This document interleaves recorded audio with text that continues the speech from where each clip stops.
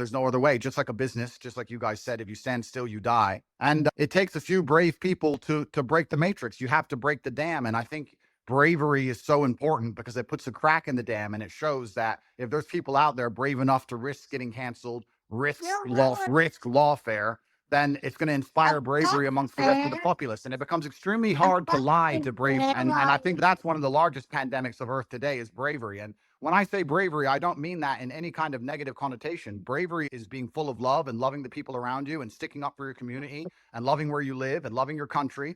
And it's brave to do those things. And it's love. What do the that's gonna crack globalists the teach matrix us? in the end. Children are bad. We're ugly. Humans create, all this racial division.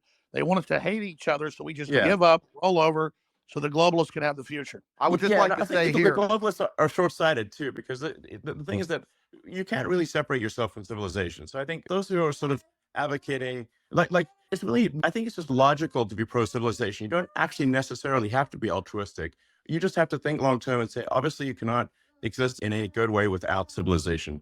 I mean, just watch one episode of Naked and Afraid, and see how much you want to go live in a forest by yourself. we're in a very, it's we're in not a fun. very, we're in a super pivotal moment now. And the reason we're in a pivotal moment is because the machines cannot do the policing as of yet. My brother and I often True. talk about how bad COVID would have been if they had Terminator machines. You didn't have your mask on. You couldn't even appeal to the empathy of the person who knew how insane it all was. As soon as the Yeah. machines control the policing, it's absolutely over. And we're not that far away. So we're in a very pivotal period now where the bravery that's required to resist the globalist oppression has to happen now.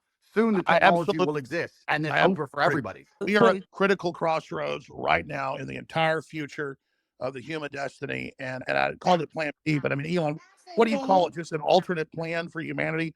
Because we can have a debate because the Black Rocks and the globalists are right now in control. If they were 100% control, you and others felt rested to maybe they're in 80% control.